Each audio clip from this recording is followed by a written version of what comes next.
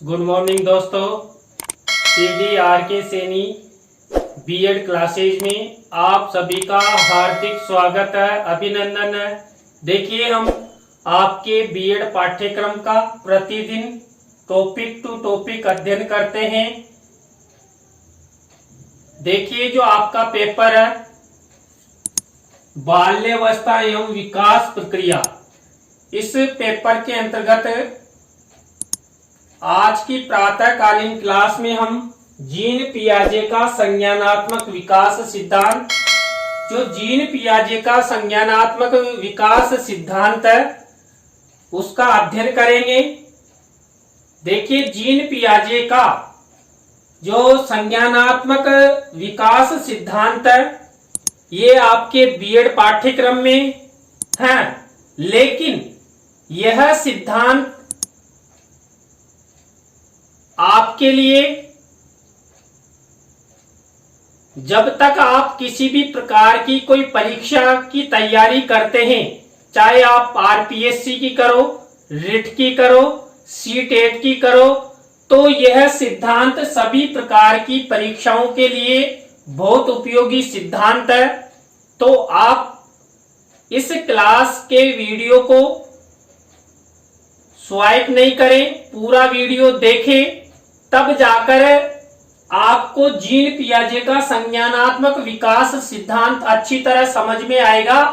और ये आप लोगों के लिए मैंने बता भी दिया है, ये बहुत उपयोगी है। चाहे आप आरपीएससी की एग्जाम दो, सीटेट की दो, रिट की दो, या अन्य कई प्रतियोगिता परीक्षाओं की आप तैयारी करते हैं, उन सब में यह सिद्धांत बहुत ही महत्व रखता है।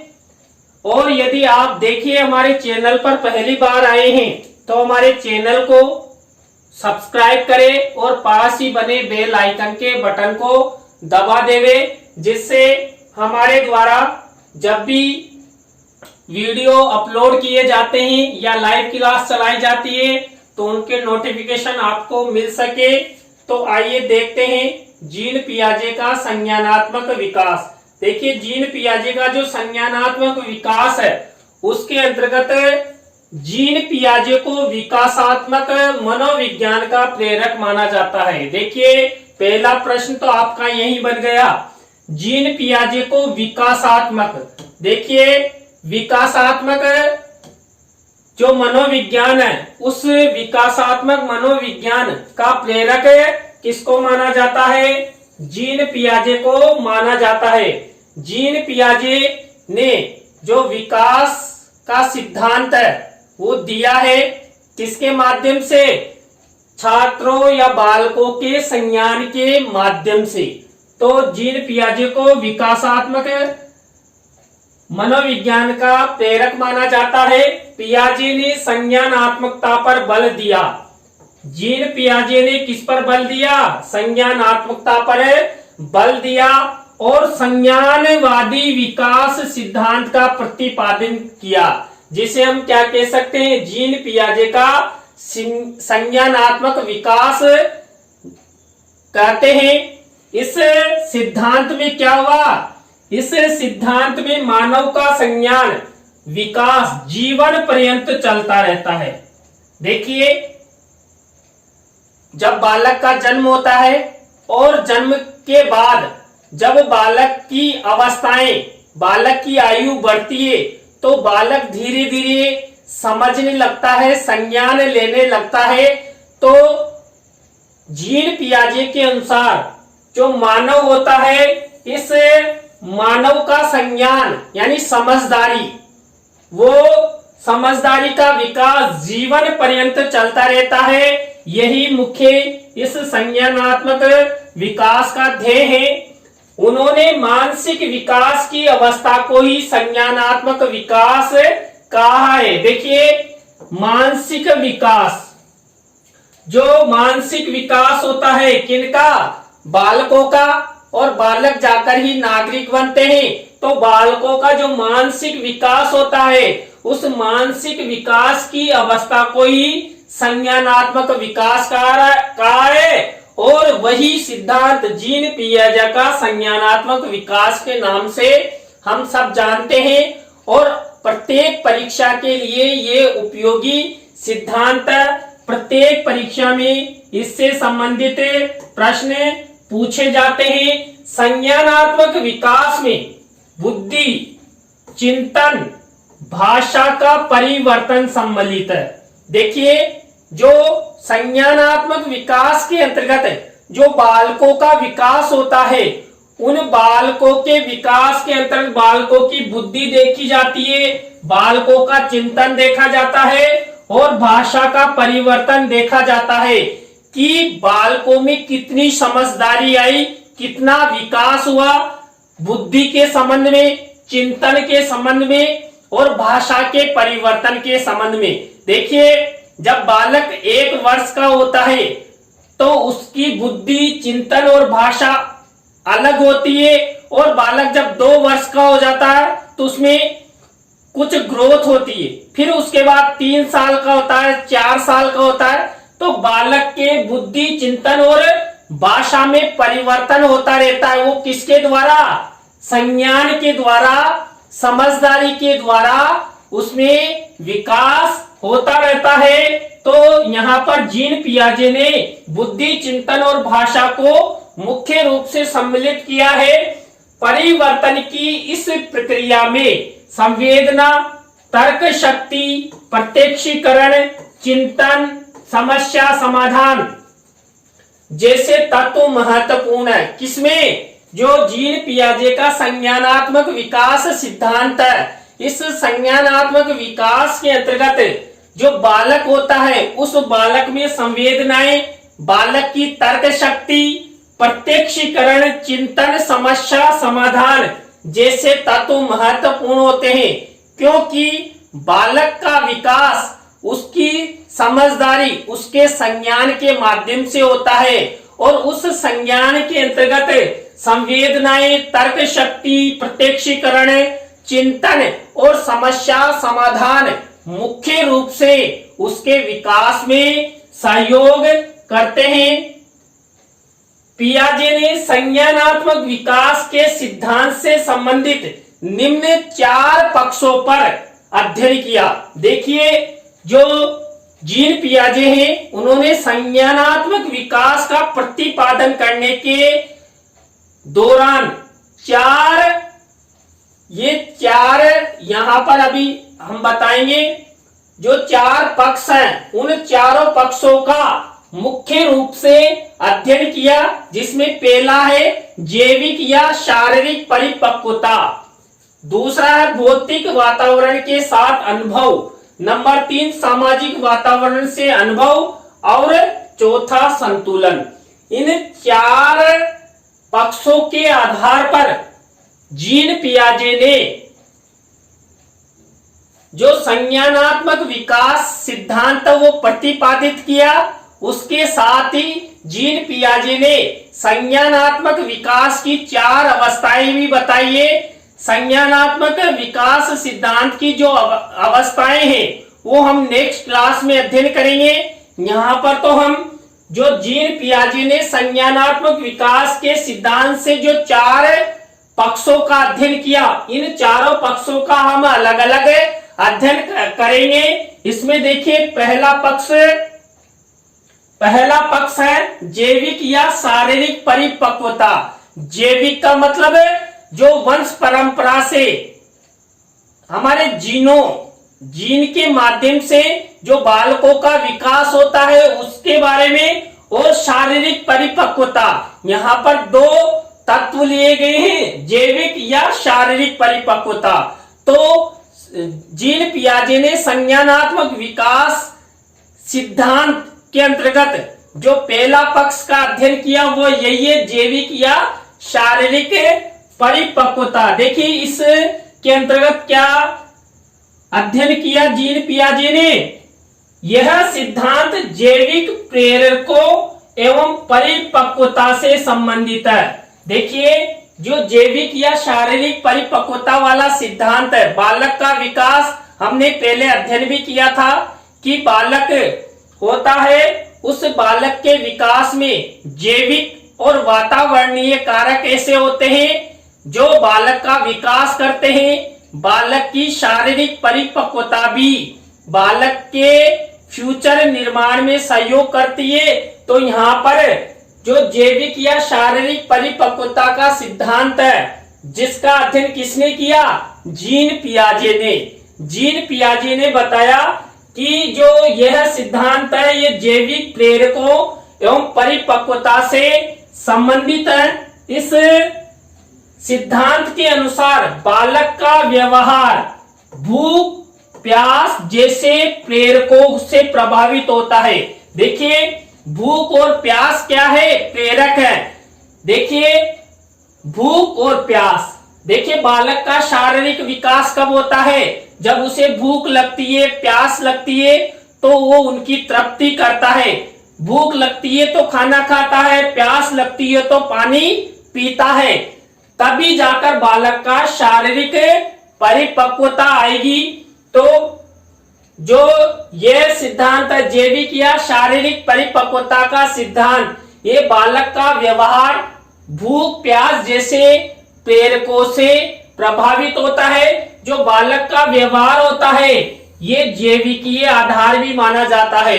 जैसी वंश परंपरा होती है, जैसे वंश में जीन होते हैं, बालक वैसा ही व्यवहार करता है। इसके बाद नेक्स्ट क्या कहा? व्यक्ति का व्यवहार परिपक्वता से निरूपित होता है। देखिए, व्यक्ति जितना उम्र दराज होगा उसमें उतनी ही परिपक्वता आएगी, उसका व्यवहार वैसे ही होगा। देखिए, बालक का व्यवहार अलग होता है, लेकिन जब बालक से बाल्यावस्था से किशोर अवस्था में आता है तो उसका व्यवहार अलग होगा, और जब वो प्रौढ़ावस्था, युवावस्था में आएगा तो उसका व्यवहार अलग होगा। तो यहाँ पर जैविक या शारीरिक परिपक्वता पक्ष के द्वारा यही बताने की कोशिश की है कि व्यक्ति का व्यवहार परिपक्वता से ही निरूपित होता है। यह इस सिद्धांत के अनुसार शारीरिक एवं मानसिक रूप से परिपक्व व्यक्ति वांछित व्यवहार नहीं कर सकता। देखिए, जीन पियाजे ने यहाँ इस सिद्धांत को उल्टा कहा। क्या यहाँ पर इस सिद्धांत में क्या माना कि बालक का विकास जैविक या शारीरिक रूप से शारीरिक परिपक्वता के आधार पर होता है, लेकिन जीन पियाजे ने क्या कहा? शारीरिक एवं मानसिक रूप से परिपक्व व्यक्ति वांछित व्यवहार नहीं कर सकता। यानी कि मान लीजिए किसी व्यक्ति का अच्छा शरीर है, मानसिक रूप से वो यदि अच्छा है तो वो अपना विकास नहीं कर सकता और ना ही वो अपना किसी को संज्ञान नहीं दे सकता, समझदारी नहीं दे सकता। पियाजे ने इस सिद्धांत की आलोचना करते हुए इसे अस्वीकार कर दिया। देखिए, जो जैविक या शारीरिक परिपक्वता का सिद्धांत है, जीन पियाजे ने इस सिद्धांत का अध्ययन किया तो यहाँ पर इस सिद्धांत को उन्होंने क्या कह दिया? इसकी आलोचना कर दी कि बालक का विकास उसके जैविक या शारीरिक परिपक्वता के आधार पर न होकर किसके आधार पर माना जाए? संज्ञान के आधार पर, समझदारी के आधार पर। इसके बाद देखिए, दूसरा हमारा जो जीन पियाजे ने दूसरे सिद्धांत का अध्ययन किया, दूसरे पक्ष का अध्ययन किया था, भौतिक वातावरण के साथ अनुभव। देखिए, भौतिक वातावरण, भौतिक यानी जीवन में जो हम अनुभव लेते हैं, ग्रहण करते हैं, उस भौतिक वातावरण के साथ बालक के कैसे अनुभव होते हैं। इसमें देखिए, पहला बिंदु, बालक के अधिगम में उसकी ज्ञानेंद्रियों का बहुत बड़ा योगदान होता है। देखिए, बालक जब अधिगम करता है, सीखता है, तो जो बालक की ज्ञानेंद्रियां होती है, इन ज्ञानेंद्रियों के द्वारा बालक में अधिगम होता है। क्यों? देखिए, यदि कोई टीचर पढ़ा रहा है या परिवारजन उसे कुछ कह रहे हैं तो बालक अधिगम कब करेगा? जब उसकी कान, आंख, त्वचा, जीभ आदि जो ज्ञानेंद्रियां हैं, 5 ज्ञानेंद्रियां होती है, उन पांचों ज्ञानेंद्रियों का स्वस्थ होना आवश्यक है, तब जाकर बालक का अधिगम होता है। और बालक ज्ञानेंद्रियों के माध्यम से अच्छा अधिगम करता है, ग्रहण करता है। भौतिक पर्यावरण एवं अभौतिक अनुभवों के मध्य तार्किक संबंध पाया जाता है। देखिए यहाँ पर जो भौतिक पर्यावरण होता है और अभौतिक अनुभव होते हैं, उन दोनों के मध्य तार्किक संबंध पाया जाता है। किसके अंतर्गत? भौतिक वातावरण के साथ अनुभव के अंतर्गत भौतिक पर्यावरण और अभौतिक अनुभवों के मध्य तार्किक संबंध पाया जाता है। पियाजे के अनुसार भौतिक वातावरण अधिगम में सहायक होता है। देखिए यहाँ पर इसलिए जीन पियाजे ने इस पक्ष का अध्ययन किया कि भौतिक वातावरण के साथ बालक का अधिगम अच्छा होता है। देखिए जैसा वातावरण होगा वैसे ही बालक का विकास होगा, और भौतिक वातावरण यानी सुखमय वातावरण, अच्छे वातावरण में बालक का अच्छा विकास होगा, अच्छा अधिगम होगा और अच्छा फ्यूचर निर्माण होगा। भौतिक वातावरण के 3 पक्ष होते हैं। देखिए जो भौतिक वातावरण के साथ अनुभव वाला पक्ष है, सिद्धांत है, इसके अंतर्गत क्या कहा? भौतिक वातावरण के 3 पक्ष होते हैं, अभ्यास, भौतिक अनुभव एवं तार्किक गणितीय अनुभव। देखिए तार्किक गणितीय अनुभव, इसमें अभ्यास, देखिए बालक का विकास, बालक में अनुभव अभ्यास के द्वारा भी आते हैं। बालक जितना अधिक अच्छा अभ्यास करेगा बालक का विकास उतना ही अच्छा होगा। भौतिक अनुभव, देखिए जो हमारा भौतिक वातावरण है, उस भौतिक वातावरण में बालक जितने अच्छे अनुभव लेगा उतना ही बालक का अच्छा विकास होगा। यदि बालक के परिवार का वातावरण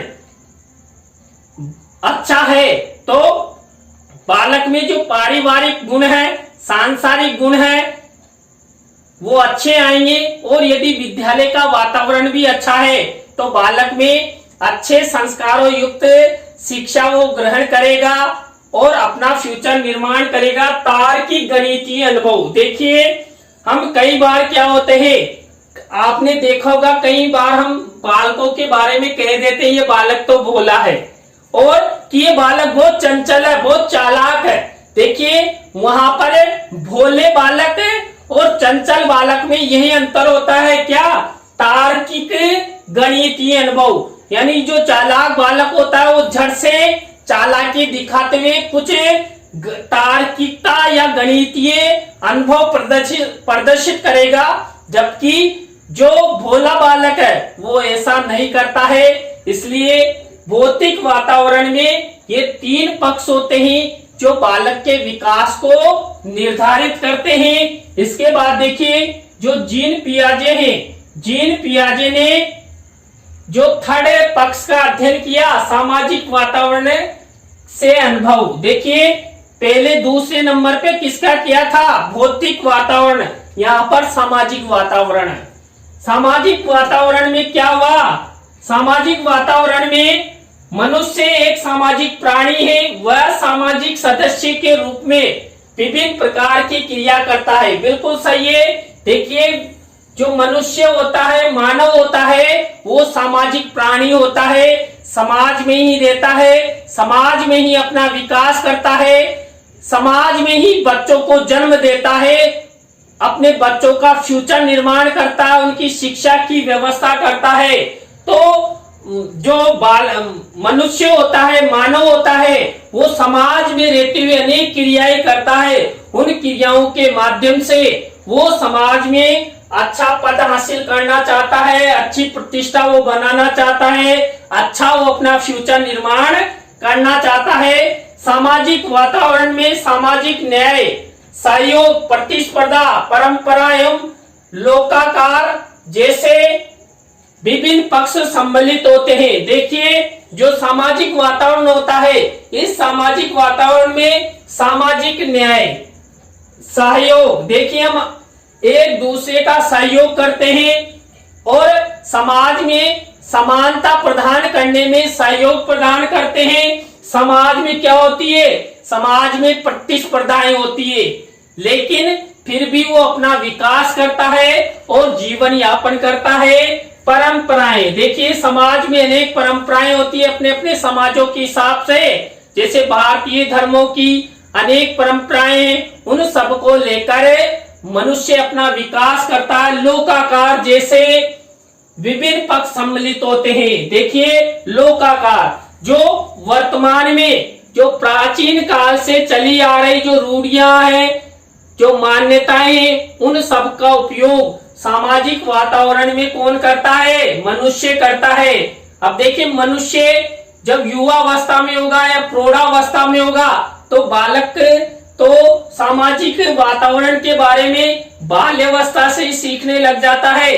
तो इसलिए जीन पियाजे ने यहाँ सामाजिक वातावरण का अध्ययन किया और उसी के द्वारा बालक का विकास संज्ञानवादी संप्रत्यय के द्वारा करने का प्रयास किया।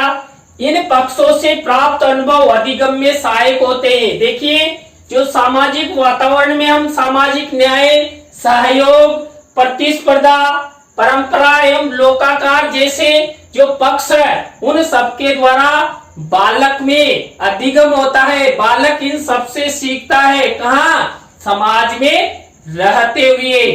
इसके बाद देखिए पियाजे ने सामाजिक अनुभव को सीखने के लिए भाषा के सामाजिकरण को आधार माना है। जो सामाजिक वातावरण से अनुभव वाला पक्ष है जिसका जीन पियाजे ने अध्ययन किया, उसके अंतर्गत जीन पियाजे ने सामाजिक अनुभव को, देखिए समाज से जितने हमें अनुभव मिलते हैं उन सब अनुभवों के द्वारा हम क्या करते हैं? सीखते हैं, अधिगम करते हैं और भाषा के सामाजिकरण को आधार बनाते हैं और आगे बढ़ते हैं। इसके बाद देखिए जो चौथी अवस्था है संतुलन। यहाँ पर जीन पियाजे ने 4 अवस्थाओं का अध्ययन किया था। किस सिद्धांत के अंतर्गत? जीन पियाजे के जो संज्ञानात्मक विकास है, उस संज्ञानात्मक विकास के अंतर्गत जो 4 पक्ष का अध्ययन किया, 4 सिद्धांतों का अध्ययन किया, उसमें चौथा है संतुलन। देखिए संतुलन में क्या हुआ?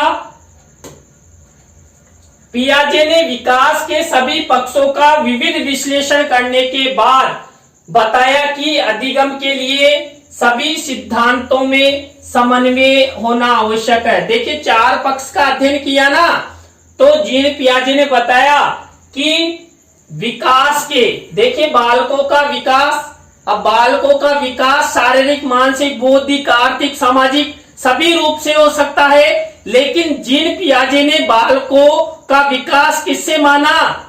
संज्ञान प्रत्यय के द्वारा, समझदारी के द्वारा माना। तो बालक पियाजे ने विकास के सभी पक्षों का विश्लेषण किया और निष्कर्ष क्या निकला?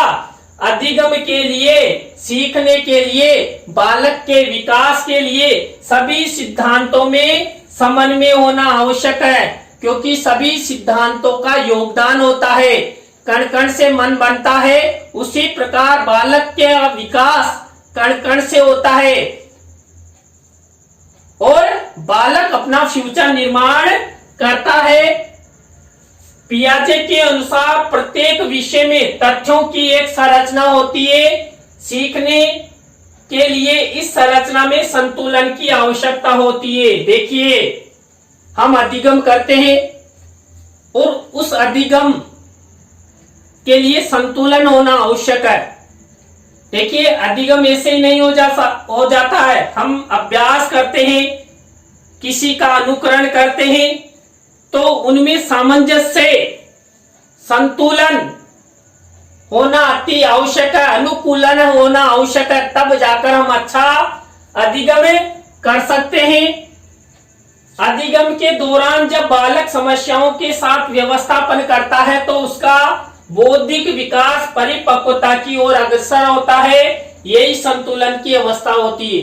संतुलन की अवस्था में जीन पियाजे ने बताया कि अधिगम के दौरान यानी सीखने के दौरान जब बालक समस्याओं के साथ व्यवस्थापन करता है, उसका बौद्धिक विकास, बालक किसी समस्या में गिर जाता है और उस समस्या का वो समाधान कर लेता है, तो समस्या का समाधान करने की योग्यता किस में आ गई? बालक में आ गई। यहीं से बालक का संज्ञानवादी विकास प्रारंभ हो जाता है। यानी कुल मिलाकर कहा जाता है बालक ने अपनी बुद्धि का प्रयोग किया, बालक बौद्धिक रूप से परिपक्व हो गया, परिपक्वता की ओर वो आगे बढ़ रहा है। यही संतुलन की अवस्था कहा जाता है। इस प्रक्रिया में आत्मसातीकरण, समायोजन, अनुकूलन का अहम योगदान होता है। देखिए यहाँ पर आत्मसातीकरण, समायोजन और अनुकूलन का बहुत योगदान होता है, तब जाकर बालक अधिगम करने में संतुलन स्थापित करता है। देखिए जो जीन पियाजे का संज्ञानात्मक विकास है, इस जीन पियाजे के संज्ञानात्मक विकास सिद्धांत के अंतर्गत आज हमने इस सिद्धांत का अध्ययन किया और इस जो जीन पियाजे ने 4 पक्षों का अध्ययन किया उनका भी अध्ययन किया और जो संज्ञानात्मक विकास की जो अवस्थाएं हैं उनका अध्ययन हम नेक्स्ट जो हमारी क्लास होगी उसमें करेंगे। तो आप सब बने रहें हमारे साथ, हमारे YouTube चैनल के साथ। आपको आज का वीडियो कैसा लगा कमेंट्स में जरूर बताएं। यदि अच्छा लगा हो तो अपने मित्रों और सहपाठियों को जरूर शेयर करें। नए टॉपिक के साथ हम आपसे फिर मिलेंगे CDRK Saini BEd classes YouTube channel पर। तो बाय।